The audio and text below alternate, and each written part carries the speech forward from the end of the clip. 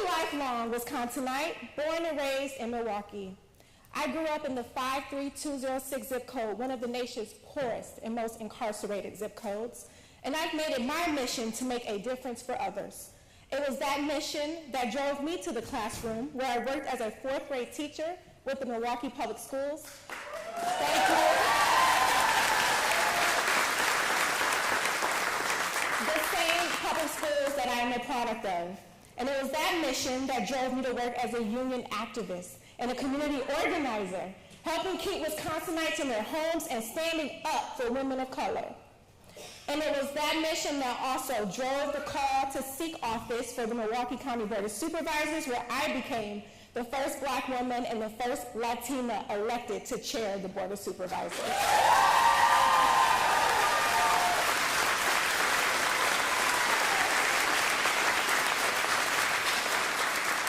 Now, I've got to say, in every one of these rooms, I've been proud to stand with women and fight for a stronger, more just world for our families and our communities. And I've been honored to be a part of this Women for Biden program with other women leaders, because it's on us to protect the rights and freedoms that we hold so dear. It's women who turned out in 2020 to defeat Donald Trump and elect our great president, Joe Biden.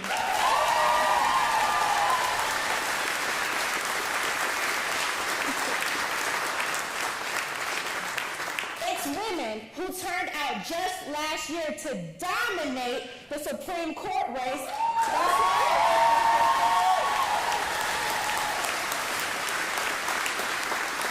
So we can stop right-wing efforts to restrict reproductive rights. And it will be women who turn out and re-elect Joe Biden and Kamala Harris once again, and to once again stop the Trump attacks on our democracy.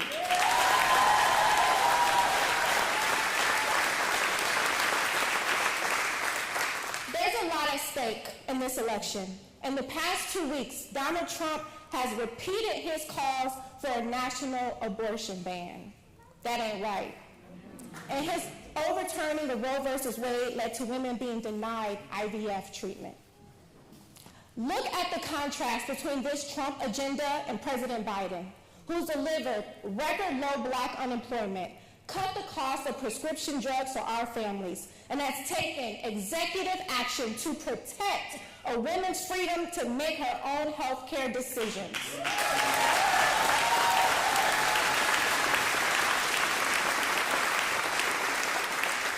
There's no comparison, but it's going to take hard work. Hard work from millions of women like us to deliver a victory in November. Now, we all know it's not just a President Biden on the ballot, but it's also a woman I'm proud to call a leader right here in Wisconsin, a woman who has our back and always will, our U.S. Senator Tammy Baldwin.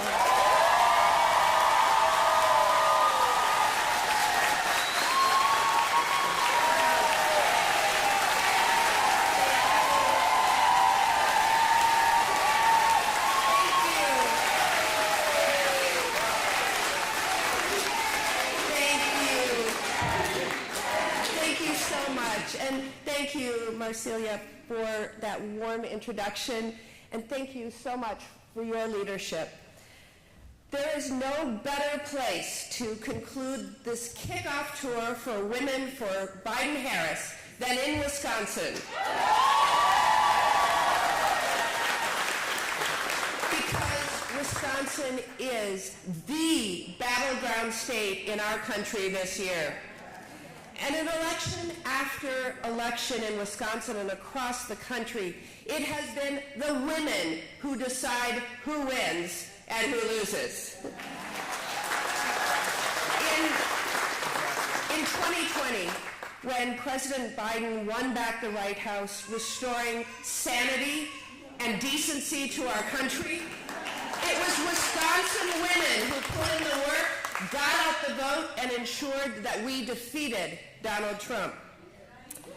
Now that may feel like yesterday, but it's 2024 already, and we all need to step up once again to defeat Donald Trump and his MAGA allies this year. Here in Wisconsin, we not only have to win at the presidential level, but my race could very well decide which party controls the United States Senate. And right now, a multi-millionaire California bank is running against me with the full support of Mitch McConnell and Washington, D.C. Republicans. And we have our work cut out for us if we're going to defeat him and hold on to this seat. The stakes of our fight are higher than ever, and I'm just so happy to be here with all of you today. As we stand here today, women in Wisconsin have fewer rights and freedoms than their mothers and grandmothers did decades ago. And it's no secret why that is the case. We know that there's no secret about who laid out the plan, who made the decisions, and how they stripped our rights away. When he was running for president, Donald Trump told us that he would appoint a Supreme Court and justices who would overturn Roe versus Wade and build a right-wing judiciary that would carry out the MAGA agenda. And that's exactly what he did. In the course of just a few short years, we've seen the freedom to control our bodies, the right to access contraception, and now even the ability to access IVF to build our own families, stripped away, limited, or jeopardized by right-wing forces across this country. And here in Wisconsin, as a direct result of Donald Trump, we have to fight for our right to reproductive freedom, a fight that continues to this day. So that's the bad news. The good news is why you are all here today. President Joe Biden, Vice President Kamala Harris, and Democrats up and down the ticket are running to restore and protect our most fundamental rights and freedoms. This year, we can defeat Donald Trump, Eric Hovde, and the MAGA agenda once and for all. We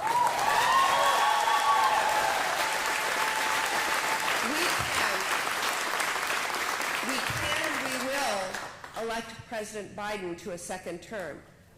Build on our Senate majority by winning my race and races across the country. Flip the House and pass the legislation that we need to protect all of our rights, including passing my Women's Health Protection Act, which would protect reproductive freedom nationwide.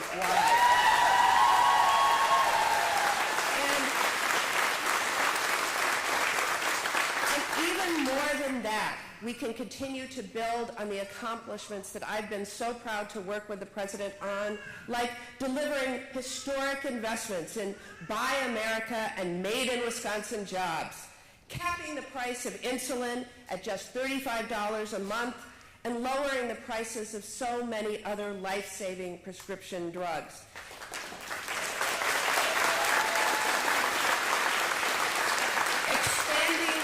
Expanding healthcare access for our veterans, combating climate change, protecting and expanding the Affordable Care Act, and so much more.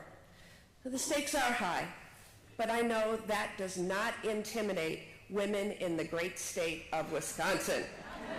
Because when we show up, we get to work, and we make the changes that our state and our country needs. Wisconsin women made me the first woman elected to Congress from our state, and then the first woman elected to the Senate.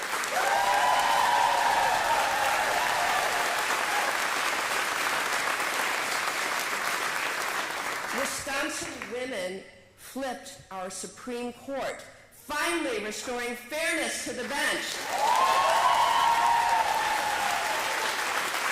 And setting the stage for fair maps, regaining freedoms, and a better state for all. So before I introduce our next speaker, I want to say a few words about our very special guest today, Dr.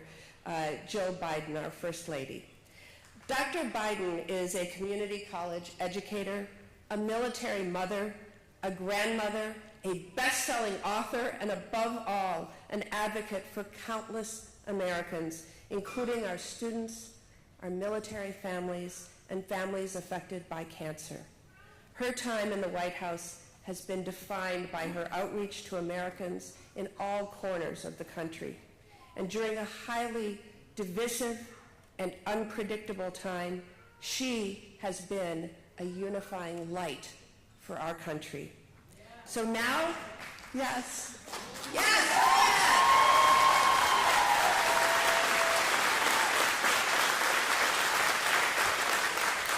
So now I am going to hand over the podium to our next speaker, Crystal Judah, who will give the official introduction of Dr. Biden.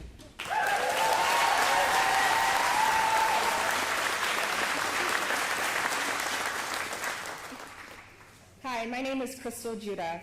I'm a mom of 3 kids. I have a great job working at a technical college as a mental health therapist, and I also work as a community birthing doula, supporting moms who have vulnerable and high-risk pregnancies. My faith drives me to do a lot of the support work I do. If I'm in a position to help someone, I should. I see many people who need help. I just helped a couple who had a baby. The husband had to take unpaid leave, so he was only able to stay home for about 2 days after the birth. Then he had to go back to work, and she was left at home to take care of a newborn baby and their 3 other children. There are so many barriers for the women that I work with, and often it just doesn't make sense. There's only so much one person can do. You fix one thing, and then another problem comes up. I'm lucky to have a village of women in this work. We support each other, we see each other. I want a president who sees all of us, who fights for all of us and not just a select few. That's why I'm supporting Joe Biden and Kamala Harris.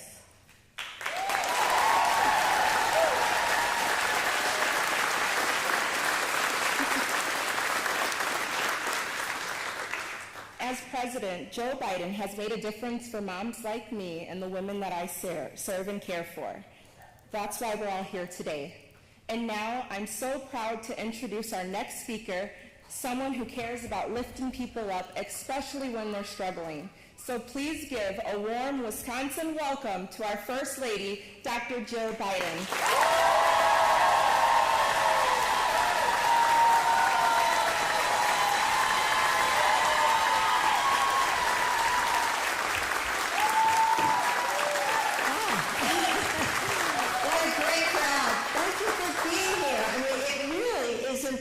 That all of you are here on a Sunday afternoon when you could be home relaxing and having a cup of coffee on the couch. And so I know it's important to you because when I looked over and I saw this young mom with her newborn, how old is your baby? 10 days.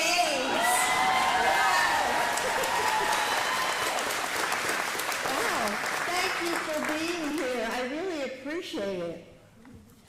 So thank you, Crystal, for that introduction and for sharing your story. You know, it's people like you who Joe is fighting for every day in the White House. So on Election Day in 2012, most eyes were fixed on the presidential election. But 1,000 miles away from the White House, here in Wisconsin, you all made history. Yes, you elected the first openly gay person to serve in the United States Senate.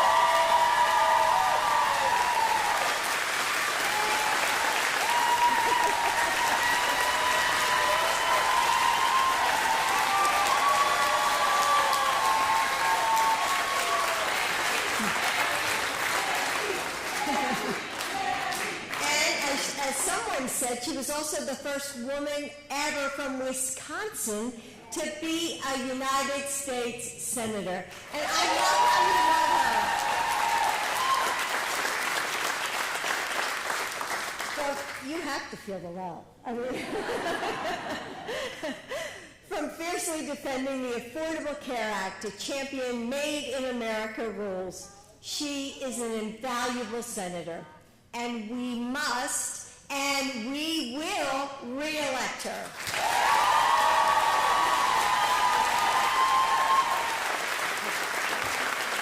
I know that we have several state and local elected elected officials here with us, so thank you for being here with us today and for all that you do for Wisconsin. And it's no accident. Yeah, let's give them a round of applause.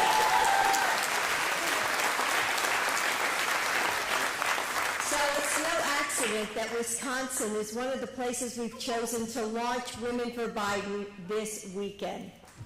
Because 4 years ago, Wisconsin, you put us in the White House.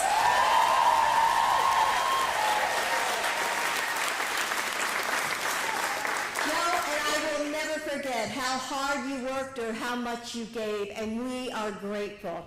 So thank you all very much for being here today. So when I was growing up in a suburb outside of Philadelphia and dreamed of what my life would become, I knew that I wanted two things: a marriage like my parents that was strong and loving and full of laughter, and I wanted a career. So I set out to find those two things, but my path was just a bit meandering. It was the 70s, some of you may remember. Oh, okay, one or two, just one or two. So if you remember, it was Vietnam, love beads, equal rights. I wore my hair down to the middle of my waist.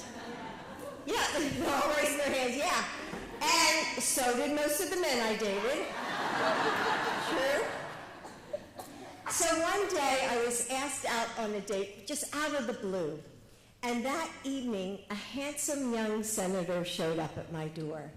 Well, like we said, it was the 70s. You know, bell-bottoms, clogs, tie-dye. So I opened the door, and I took one look at his perfect suit and his leather loafers. And I thought, thank God it's only one date. Well, one date eventually turned into a marriage proposal. And, oh, thank you. I know, 48 years. So if I'm really being honest, it was 5 proposals. Because this was not a part of my plan. And more than that, it wasn't just my heart that was on the line. As many of you probably know, years before, Joe's wife and daughter were killed in a car accident. And the boys, Bo and Hunter, had to be in the hospital for many months. And after all that they had lost, I knew that if I said yes to Joe's marriage proposal, it had to be forever. So eventually I realized that my love for Joe and the boys outweighed any fears I had, and I said yes. But I have to tell you what Joe said next. He said, "I promise you, your life will never change." Of course, that proved to be wildly untrue. Life is change for all of us. You know, we learn and we grow. We overcome heartbreaks that we never could have imagined. We find wisdom and grit and empathy. But in the last few years, we've seen a different kind of change. A rupture in the foundations of our democracy. A pullback of the hard-won progress we've made. We are the first generation, and I think someone said this, in a half a century, to give our daughters a country with fewer rights than we all had. Think about it. Book bans, voting laws gutted, court decisions that strip away our most basic freedoms. But circumstance is not destiny. 8 years ago, Republicans flipped Wisconsin by a hair, a fraction of a percentage point. And they thought they could do it again in 2020. They poured in, resources and sent in surrogates. And they thought that they could out-organize you. but you proved them wrong.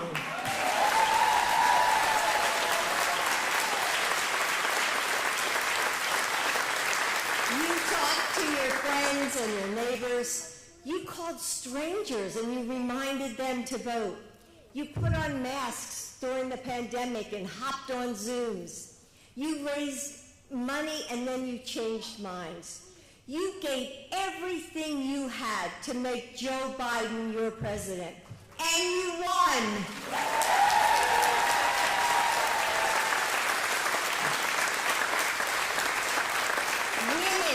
Women put Joe Biden in the White House, and women are going to do it again.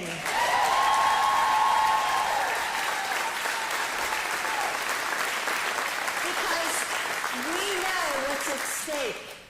I've been so proud of how Joe has placed women at the center of his agenda, starting with the historic pick for Vice President Kamala Harris.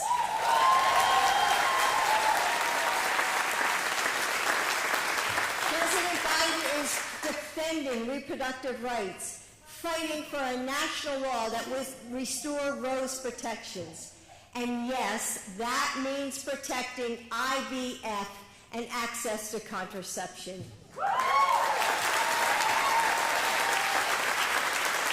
he's accomplished so much more, making child care more affordable, expanding access to maternal health services, appointing Justice Ketanji Brown Jackson, and passing historic gun laws.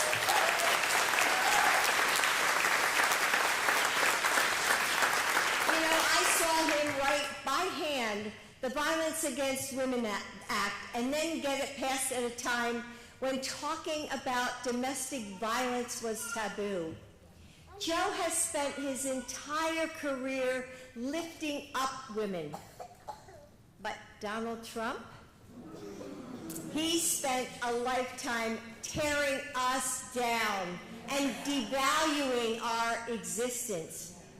He mocks women's bodies. He disrespects our accomplishments and brags about assault. Now he's bragging about killing Roe v. Wade. Just the other day, he took credit again for enabling states to pass cruel abortion bans that are taking away the rights of women to make their own health care decisions. How far will he go? When is he going to stop? You know the answer. He won't. Yes. When we stop him. He said it himself this week in his own words. He's considering a national abortion ban. Donald Trump is dangerous to women and to our families. We simply cannot let him win. We can't wake up that day after the election like we did in 2016, terrified of the future ahead, thinking, oh my God, what just happened? What are we going to do now? Well, I'll tell you what we're going to do. We must re-elect Joe Biden and Kamala Harris.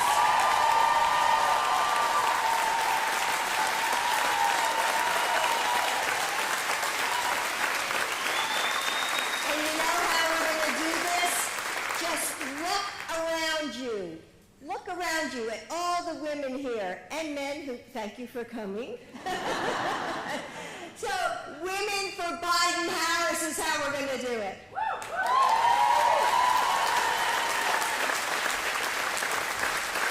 going to do what we did in 2020 and in 2022. We're going to talk to our friends about why this election is so important. We're going to tell them what's at stake. We're going to sign up for phone banks and canvassing shifts. We're going to meet this moment as if our rights are at risk, because they are. As if our democracy is on the line, because it is. We, all of us, all of you will decide our future. Because here's the thing about men like Donald Trump. They underestimate our power because they don't understand it, right? They see how we lead through collaboration, by empowering others. And they think, They look at it as weakness. But we know that community is our strength.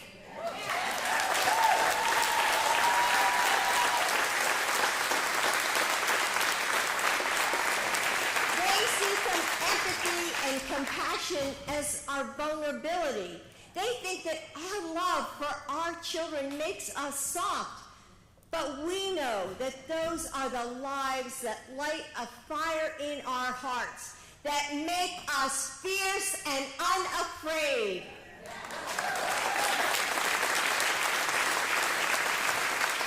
They don't know that our to-do lists are our battle maps. And when our bodies are on the line, when our daughters' futures are at stake, when our country and its freedoms hang in balance, we are immovable and we are unstoppable.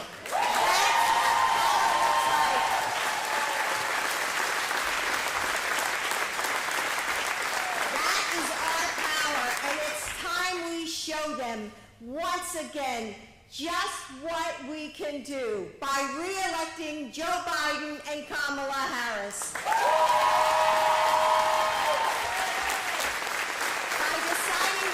We want and the future we need. And when we do,